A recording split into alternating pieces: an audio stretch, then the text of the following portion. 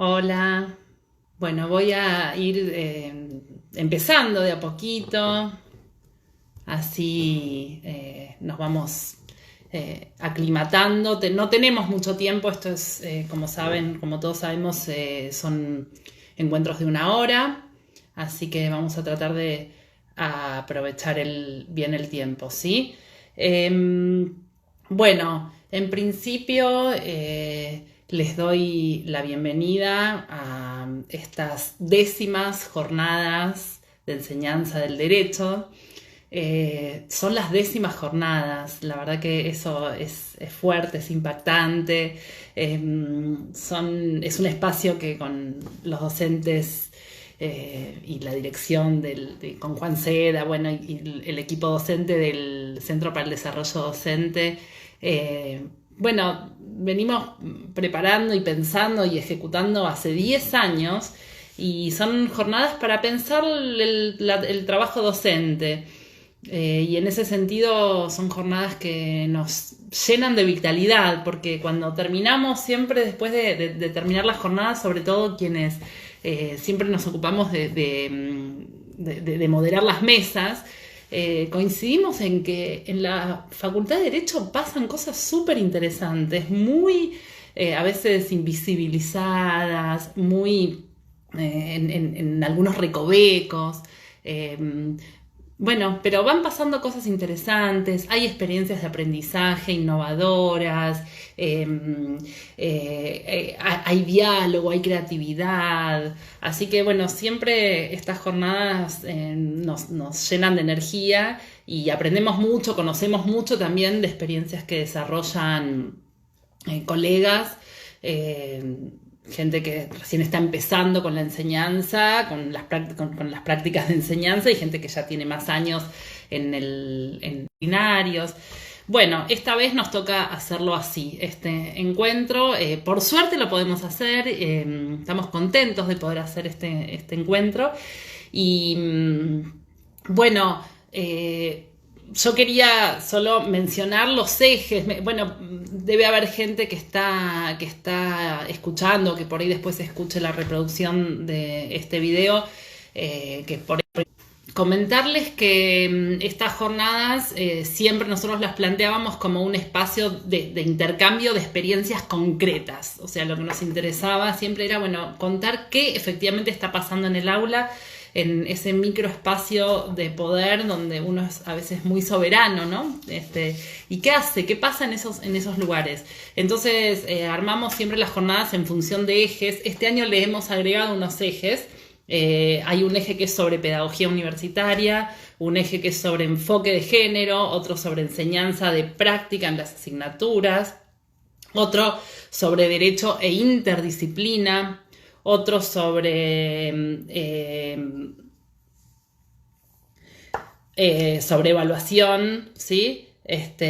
Y otros, evaluación a distancia, perdón, y otros sobre alternancia entre propuestas sincrónicas y asincrónicas. Bueno, sobre todo estos dos últimos, de la sincronía y la asincronía y la cuestión de la evaluación a distancia, por supuesto que tienen que ver con esta coyuntura que nos toca vivir ahora. Y para quienes tienen cosas interesantes para contar respecto a lo que hacen en el aula, en ese espacio chiquito pero inmenso a la vez, bueno, está la posibilidad hasta el 16 de octubre de presentar las experiencias, así que ahí tienen la información sobre cómo se hace para enviar los trabajos y eso. Bueno. Entonces, habiendo dicho esto, voy a pasar a comentar un poco lo que yo preparé para este encuentro. Le pusimos como título Enfoque de Derecho en la Educación Superior. Es un tema que, bueno, a muchos, a muchas, a muchos no solo que nos preocupa, sino que a todos nos atraviesa como sociedad, nos atraviesa como espacios de enseñanza, como instituciones dedicadas a la educación y a la formación profesional. Así que bueno, yo lo que quería era hacer algunos comentarios sobre el tema enfoque de derechos, pero quería también valerme de algunas herramientas o de algunos conceptos que nos ofrece la pedagogía para poder pensar la cuestión del enfoque de género y sobre todo dejar abiertas preguntas, ¿no? Porque esto es algo que estamos recorriendo, es un tema sobre el cual hay mucho recorrido, hay mucho escrito, hay mucho estudiado y a su vez es un tema que se hace camino al andar. Entonces, en primer lugar, quería destacar que, bueno, algo que sabemos y que quienes cursaron conmigo me lo escucharon decir seguramente, que vamos a considerar a la educación como un acto político, vamos a considerar a la educación como ese acto donde, bueno, hay un proceso de selección, a veces es un proceso arbitrario de selección de contenidos, de métodos, donde se prioriza trabajar con determinada información y determinados saberes y se dejan de lado otros. Entonces, bueno, en principio tengamos en cuenta que la educación es un acto político, tanto por los contenidos que se eligen como por aquellos que se dejan de lado.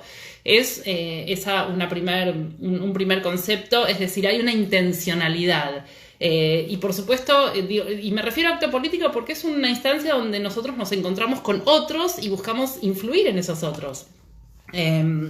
Bueno, es eso por un lado. Y por otro lado, como decía antes, estamos ante una experiencia, la experiencia educativa, que tiene una materia prima, que es el saber. Y en este caso, lo que sucede, sobre todo en la educación formal, es que, bueno, nosotros vamos seleccionando saberes que se consideran socialmente relevantes, socialmente válidos, los organizamos en asignaturas, en espacios curriculares, bueno, y esos saberes socialmente relevantes, ese pedacito de cultura que universal que se decide ingresar en el currículum, en este caso universitario, bueno, se organiza en diferentes espacios curriculares, ¿no?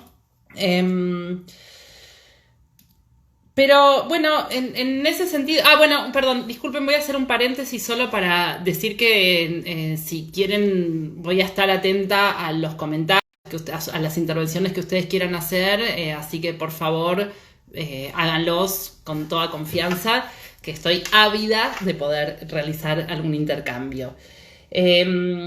Bueno... respecto a eso como primer concepto súper importante que nos ofrece la reflexión sobre, o la ciencia de la educación, la reflexión sobre la reflexión teórica y conceptual sobre la educación. Ahora bien, también hay que decir que no todos los saberes que se plasman en un plan de estudios son las cosas que efectivamente se aprenden y se enseñan. Es decir, hay muchísimos otros aprendizajes, muchísimos otros saberes, muchísimas otras experiencias que transcurren en una institución educativa, en este caso la universidad, que no están en el plan de estudios, que no están explicitadas en un plan de estudios o que no forman parte de ese recorte de saberes, ¿sí? Entonces, en ese sentido, también señalar que podríamos pensar que la propia institución, universidad, en este caso UBA Derecho, es el currículum. O sea, la propia institución enseña, la propia institución transmite información, experiencias, nos va disciplinando, nos va enseñando. Bueno,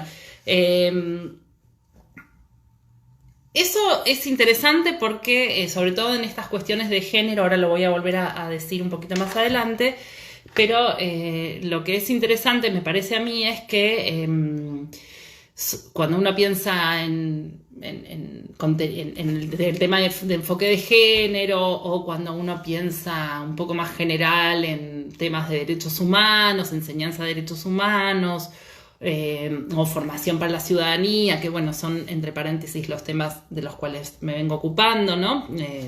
Sobre los cuales escribo, investigo y también trabajo en mis clases. Bueno, digo, esos aprendizajes son aprendizajes que no solamente están formalizados en un plan de estudios. esos aprendizajes son aprendizajes que tienen que ver más bien con cosas que suceden, ¿no?, en ese currículum que es la propia institución. Y aquello que se decide no enseñar, aquello que se decide o que simplemente no se enseña o que no se aborda o que no se problematiza, también se enseña. Eso, también esas cosas son cosas que de alguna manera nos van impactando, ¿sí? Entonces, no solamente las decisiones sobre qué enseñar, por ejemplo, digo, en el caso del género, la decisión de... o la no decisión, pero el hecho de que el género no haya formado parte de una agenda del currículum universitario, el plan de estudios universitario, bueno, eso también transmite algo, y eso también forma sujetos, y eso también forma personas. Así que bueno, sepamos eso, que a veces, sobre todo últimamente, hay muchos estudios, también en la UBA y en otras universidades y en otros países, mucho que releva, bueno, presencia de contenidos de género en la enseñanza superior. Y el hecho de que haya ausencia de contenidos de género también es una forma de aprendizaje, digamos, también es una decisión respecto a qué lugar se le da a ese tipo de contenidos. Así que bueno, eso lo quería señalar. A veces, bueno, también me lo habrán escuchado decir en las clases, me gusta el concepto de currículum oculto que ofrece la pedagogía crítica, las corrientes críticas de la pedagogía, bueno, que justamente señalan eso, que la enseñanza es muchísimo más que aquello que está explicitado en un plan de estudios que se formaliza. Bueno, porque hay muchos otros aprendizajes que forman parte de eso que vamos a llamar currículum oculto. Bueno, otra cosa que me parece interesante para señalar respecto a las instituciones educativas y a la universidad en particular es que las instituciones educativas van a impactar, y la universidad y la Facultad de Derecho en particular, todo esto va a impactar en nuestras propias prácticas, en nuestro desarrollo profesional. Es decir, nosotros, estoy diciendo algo que tal vez ya dije, aunque lo quiero volver a decir con otras palabras. La formación en una transmisión de saber hacer, de una transmisión de técnicas respecto a, bueno, cómo se hace un expediente, cómo se cura una rodilla, cómo se construye un puente. Al hacer eso también estamos formando. Y entonces la decisión sobre qué tipo de personas, qué trasfondo, qué amalgama ese tipo de formación, bueno, va a tener que ver con la decisión o la no decisión. Digo, el hecho de no decir nada o no tomar posición respecto a esto también va a decir mucho respecto a, bueno, la formación que finalmente se va a terminar recibiendo.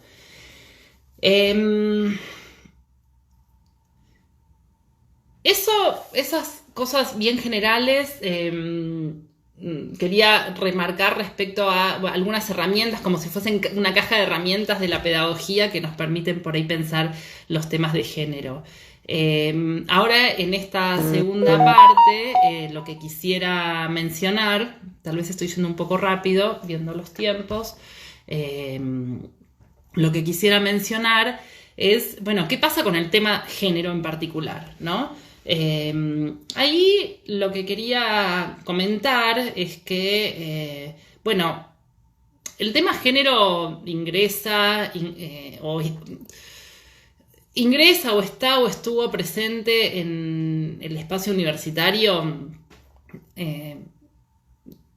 muy recientemente, de manera visible. Pero la cuestión del género o el género o los géneros, bueno, justamente por todo lo que decíamos antes, aún no estando, estaban, aún no escuchándolos, aún no teniendo conciencia de su, digamos, aún no visibilizando su presencia, bueno, pero estaban. Entonces, lo que quería comentar es que el género ingresa de diferentes maneras a la universidad, ¿sí? El género, por un lado, estuvo siempre presente en la medida en que ya conocemos desde, digamos, estudios más históricos o más sociohistóricos, sabemos que, bueno, mujeres que intentaron estudiar en la universidad cuando la universidad estaba pensada solo para varones, bueno, hubo mujeres en la historia de la universidad, sobre todo hay relatos en Europa muy interesantes de mujeres que se disfrazaban de varones para poder estudiar en la Edad Media, a principios de la modernidad. Es decir, si miramos la cuestión del género en términos de presencia de mujeres en la universidad, podemos decir hay una historia más vieja, una historia que tiene que ver con la lucha de las mujeres por el ingreso, bueno, por su ingreso al espacio público en general, y por la posibilidad de ingresar a la universidad también, es decir, la lucha de las mujeres por ingresar a espacios que no fueron históricamente pensados para ellas, ¿sí? Me gusta mucho la figura de las presencias inesperadas. En algún momento lo charlamos con algunos estudiantes de desarrollo docente. La universidad está cada vez más, por suerte, siendo habitada por presencias inesperadas, es decir, algunas presencias para las cuales realmente esta institución no fue pensada. Y bueno, ahí estoy pensando en mujeres, en diversidades sexuales también, pero también estoy pensando en personas con discapacidad, para las cuales originalmente la universidad tampoco fue pensada. Son presencias inesperadas. Felizmente están cada vez más, pero bueno, la universidad algo tiene que hacer para poder ser hospitalaria con esas presencias, ¿sí? Qué sé yo, personas de pueblos originarios, afrodescendientes, es decir, hay un montón de colectivos para los cuales esta institución no fue pensada, pero que, bueno, un poco gracias mucho gracias a sus luchas y a la ampliación de derechos, esas presencias empiezan a ser bastante más frecuentes.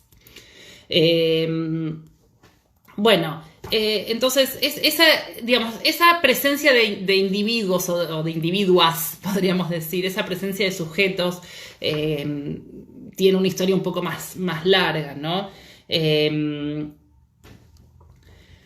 Ahora, puesto que esto cobra otra dimensión, esta presencia, y la problemática se diversifica también, la problemática o los problemas que aborda esta presencia se diversifican. Por supuesto que la agenda social que nos rodea, la agenda de temas que tienen que ver con la agenda feminista, con la lucha feminista, todo eso que pasa un poco o empezó a suceder un poco afuera de la universidad y sobre lo cual la universidad se vuelve súper receptiva. Bueno, también transforma la universidad. Miren, por ejemplo, hay un dato interesante. En el año 2014 prácticamente ninguna universidad en la Argentina tenía protocolos contra la violencia. Bueno, otra vez, porque no era un tema, porque no era porque no haya habido violencia o no haya habido situaciones de acoso o de sometimiento. Sabemos que hubo muchísimas, pero lo que no teníamos era un nombre para eso, y tampoco una posibilidad de institucionalizarlo como tenemos ahora. Bueno, acá me dicen otro, gracias, Marcela. Me estás comentando otro colectivo que también es uno podría pensar, una presencia inesperada, una presencia que nos sorprende, que son los adultos mayores que vienen a estudiar en la universidad. Otro colectivo que de repente aparece, y que además hace de nuestras aulas espacios mucho más heterogéneos y más ricos, por lo tanto. Gracias. Bueno, entonces les decía, fíjense que con el tema, decíamos, una primer forma de presencia del género tiene que ver con las mujeres que aparecen, que luchan por ingresar a la universidad. Es esto sobre todo en años y siglos, en siglos anteriores, ¿no? Pero yo les decía, con el tema de la violencia aparece otra dimensión del género que también nos preocupa, que tiene que ver con cómo la universidad administra, procesa perdón por la redundancia, pero los procesos de violencia que se empiezan a hacer visibles adentro de sus ámbitos, ¿no? Y ahí entonces aparece desde el año 2014 hasta hoy, prácticamente todas las universidades públicas argentinas tienen sus protocolos de acción para prevenir o sancionar la violencia, ¿sí? Estos protocolos, como el que tenemos en la Facultad de Derecho y en la UBA, son protocolos que existen en prácticamente todas las universidades. En algunos casos incluso hay universidades que ya han reformado varias veces sus protocolos en la medida en que esos protocolos se van usando y requieren de ciertas mejoras, ¿sí? Entonces ahí tenemos como una segunda forma de esa presencia del género en las universidades. Vinculado y no vinculado con esto, un poco el tema de la capacitación también. En nuestro caso tenemos las políticas de capacitación para la prevención, la ley Micaela, las políticas los cursos vinculados con todo lo que tiene que ver con la capacitación en género en la UBA y en otras universidades, por supuesto, también. Ahí tenemos otra nueva presencia, uno podría pensar. Y después otro paquete, otro gran espacio donde aparece la discusión o donde aparece esta presencia del género tiene que ver con los contenidos, efectivamente. Siempre cuando hablo de estas cosas digo que una cosa es incorporar o incluir a las personas y otra cosa es incluir los contenidos o los saberes o incluir la reflexión sobre aquello que se incluye, ¿no? Porque uno puede, no sé, en el caso del caso del género o en el caso de los pueblos originarios o en cualquier otro que se nos ocurra, uno puede tener políticas por ahí de acción afirmativa, de inclusión, pueden estar presentes esas personas. Ahora, eso no significa que esa presencia esté garantizando que estemos ante una institución que sea efectivamente inclusiva. La inclusión tiene que ver, por supuesto, como sabemos, con otros procesos, y ahí la educación, la formación, la enseñanza, tienen un rol fundamental, ¿sí? Entonces, la inclusión de contenidos en la enseñanza superior de contenidos de género, digo, es uno de este proceso de inclusión del tema del género en la universidad.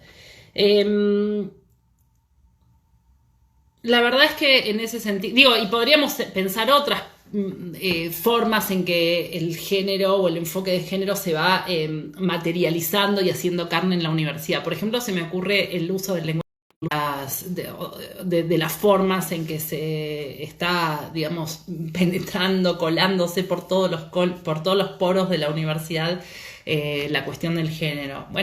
Ese es otro indicador, digamos, de que hay algo que está cambiando. Ahora, yo quería detenerme en pensar junto con ustedes algunos desafíos que me parece que pueden ser interesantes, y en el caso de... ¿me están diciendo que está fallando la conexión? A ver. Hola, a mí me aparecen como momentos en que se corta, pero después continúa como a los pocos segundos.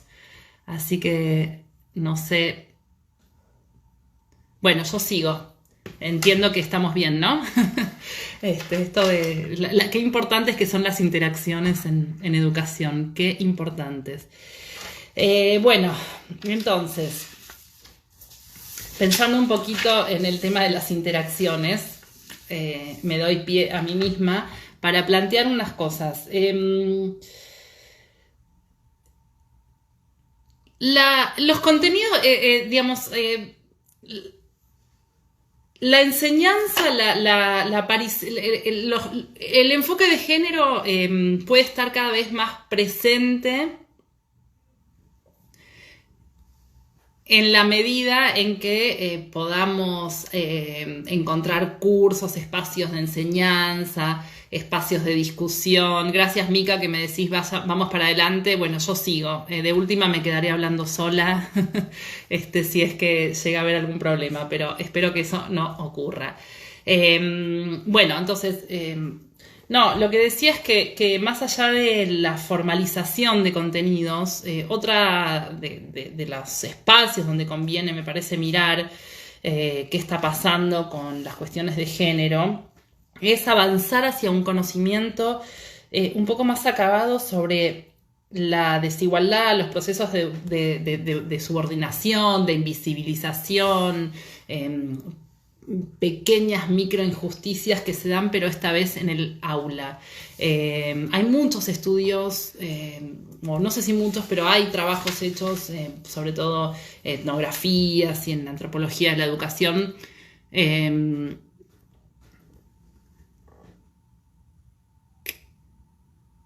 Hola, ay, no sé. Mica, ¿vos me podrás decir si esto se está escuchando?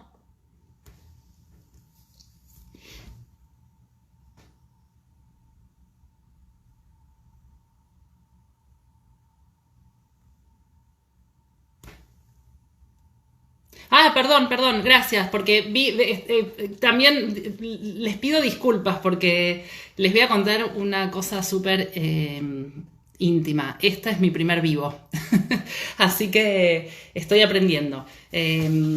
No, lo que les decía es que, bueno, que hay algo que me parece que tendríamos que empezar a hacer en la universidad, que es pensar en cómo se están dando los procesos de discriminación, de invisibilización, de subordinación, en el espacio chiquitito, en lo más chiquitito, en lo más cotidiano que tiene que ver tal vez con el aula. Entonces, ¿qué formas de discriminación persisten? ¿Qué formas de discriminación reproducimos también, tal vez reproducimos involuntariamente, ¿no? Entonces, bueno, un poco ahí me parece que la investigación, los estudios, la reflexión sobre las cuestiones, sobre el enfoque de género, más allá de el trabajo enorme que ya se hizo desde la teoría, que se viene haciendo desde la teoría feminista. En el caso del derecho hay muchísimo investigado sobre el vínculo entre género y derecho. Tenemos en la facultad incluso el programa de género y derecho. Tenemos todo un sistema de capacitaciones que vale la pena realizar porque son buenas, son sólidas, son interesantes. Pero yo quería detenerme en otra cosa, que es ¿qué pasa? ¿En qué medida, qué tipo de atención le damos a las voces de unos, otras, otros? ¿Cómo circula la palabra en el aula? ¿Cómo organizamos el trabajo? ¿Qué espacio le damos a la que no está exclusivamente relacionado con la dimensión más racional, ¿no? Más conceptual? Y ahí me parece que tenemos mucho para hacer. Yo mucho más que esto no puedo decir, porque es algo que tendríamos que empezar a explorar, a revisar en nuestros espacios de trabajo. Insisto, cómo se dan las interacciones en el aula, cómo se usan los espacios comunes, los pasillos, el bar, las bibliotecas, la sala de profesores. No sé, digo, todos esos ámbitos donde se producen interacciones, la escalera, la salida, los lugares de salida, la entrada, todo lo que rodea la facultad.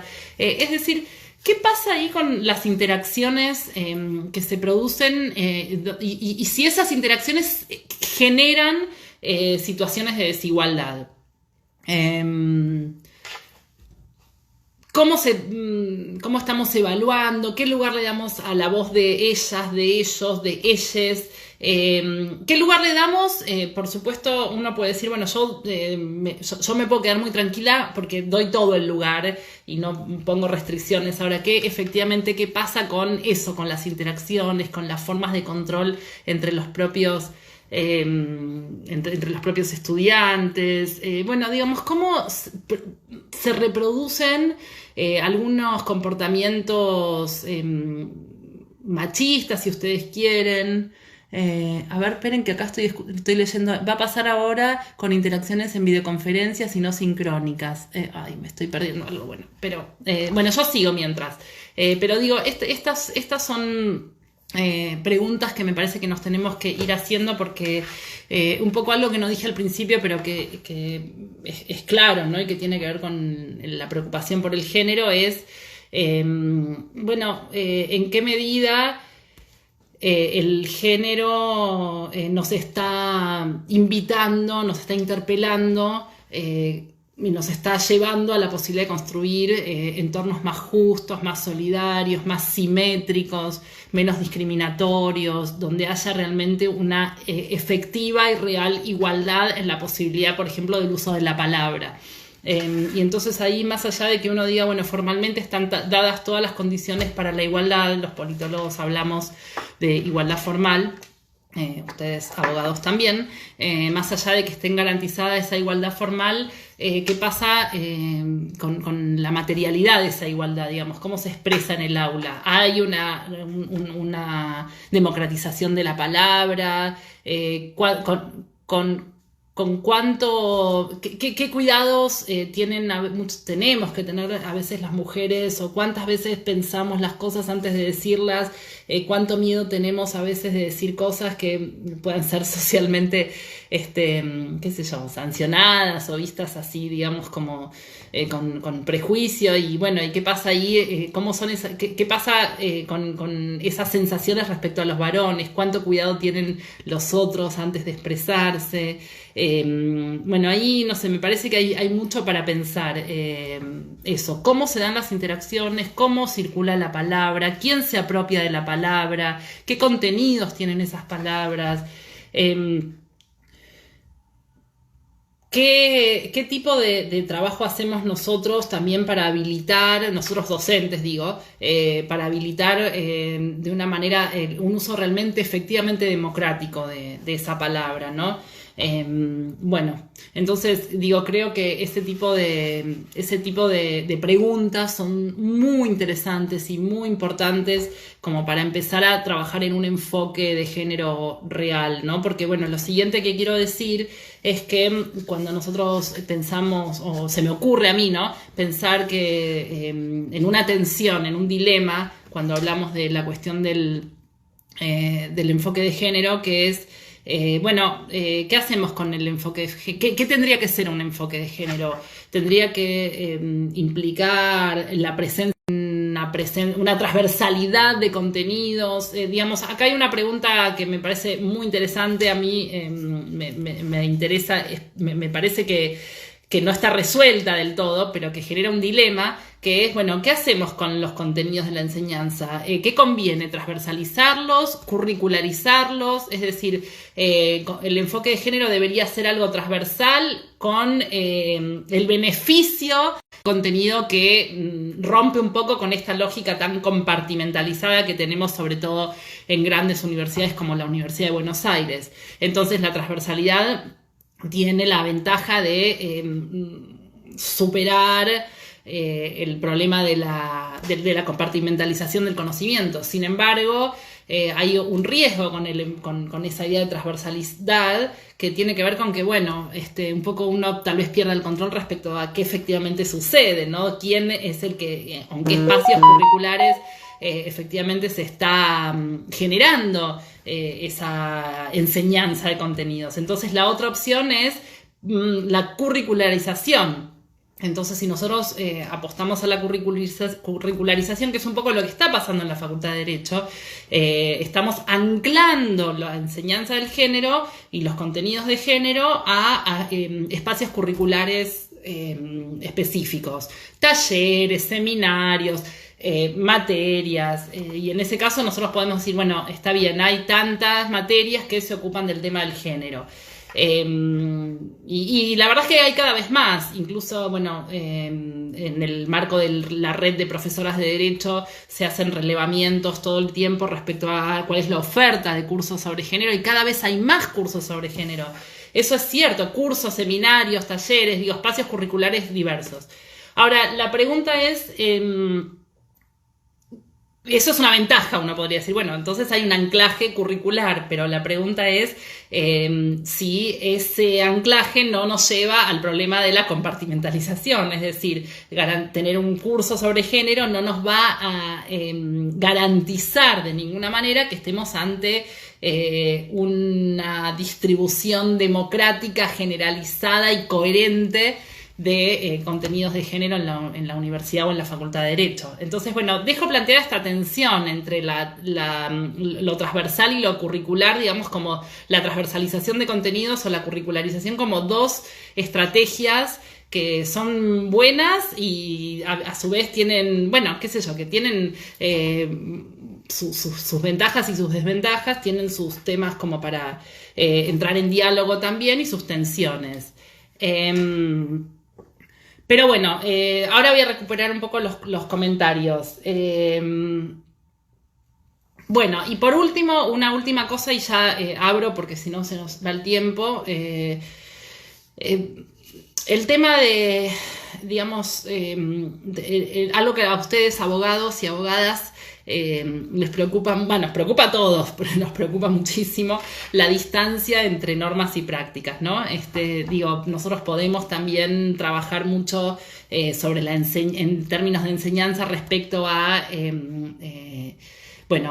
horizontes normativos, leyes, podemos transmitir información, podemos trabajar desde una dimensión histórica, filosófica, sociológica, antropológica, la cuestión del género, pero ¿cómo hacemos para que ese abordaje conceptual modifique prácticas? Porque lo que estamos tratando de hacer cuando trabajamos, y con esto cierro, cuando estamos trabajando temas de género, así como cuando estamos trabajando más generalmente la formación en derechos humanos, lo que nosotros estamos intentando hacer es, estamos tratando de hacer tres cosas al mismo tiempo. Estamos tratando de distribuir información, discutir información, estamos tratando de abordar valores, o sea, interpelar nuestros sistemas de valores, pero también estamos tratando de impactar en prácticas, de impactar en conductas, de generar, por ejemplo, erradicar la discriminación, que no haya discriminación, que no haya prejuicio, que no haya... Bueno, eso es impactar en las prácticas, en las formas, en las conductas, porque nosotros creemos además, y con esto juro que cierro, que la formación profesional que nosotros estamos contribuyendo a construir desde la universidad es una formación que va a dar forma justamente a futuros profesionales, y el uso social de la profesión no es neutral. Entonces la sociedad, o van a incidir en la sociedad. Entonces, ¿cómo se trabaja la distancia entre todo ese bagaje teórico y las prácticas? Porque los que nosotros busqué en alguno de los comentarios,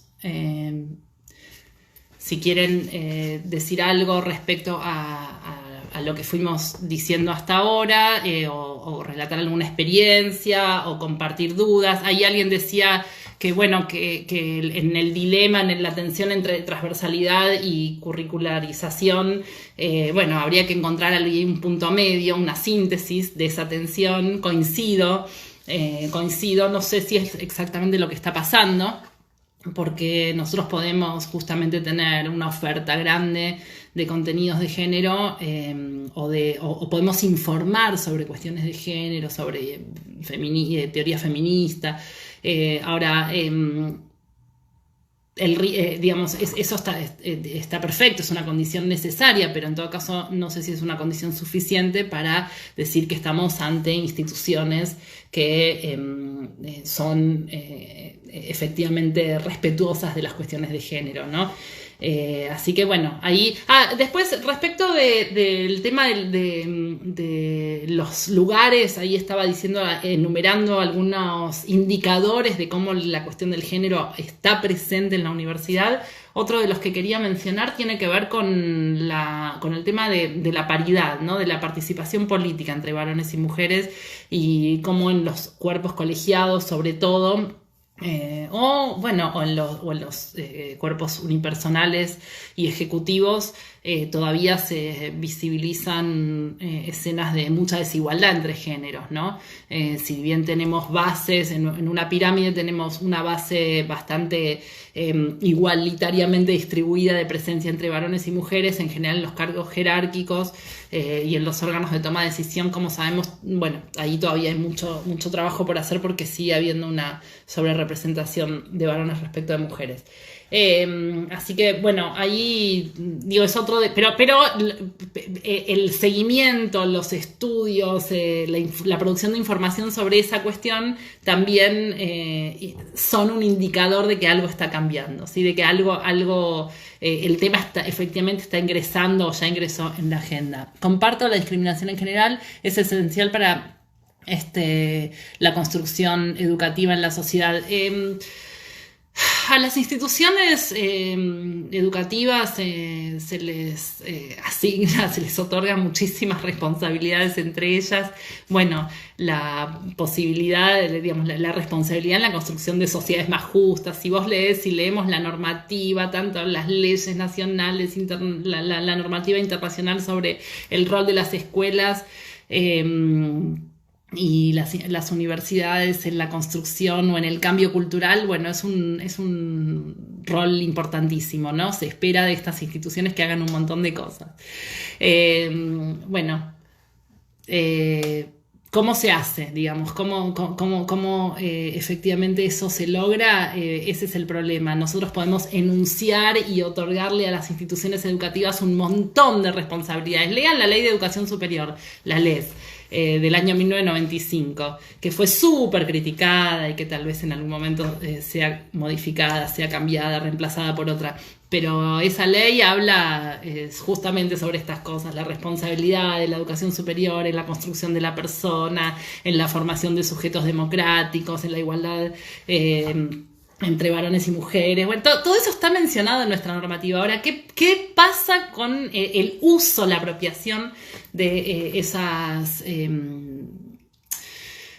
De esa retórica, uno podría pensar, ¿sí? Entonces ahí me parece que las instituciones de educación superior tenemos una responsabilidad. Y por otro lado, otra cosa también para decir es que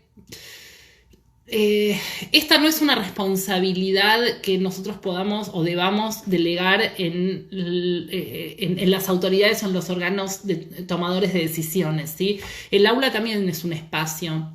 El aula también, no es el único. El aula también es un espacio donde podemos incorporar, como les decía antes, una reflexión o una práctica democratizante y más igualitaria. Entonces, por un lado están las decisiones que se puedan y que se tienen que ir tomando en los lugares donde se toman las decisiones en la universidad, ¿sí? Pero junto con eso, digamos, y ahí me parece que es interesante, un poco conectando con la charla que dio Alejandra Muga el otro día sobre la reflexión sobre la propia práctica.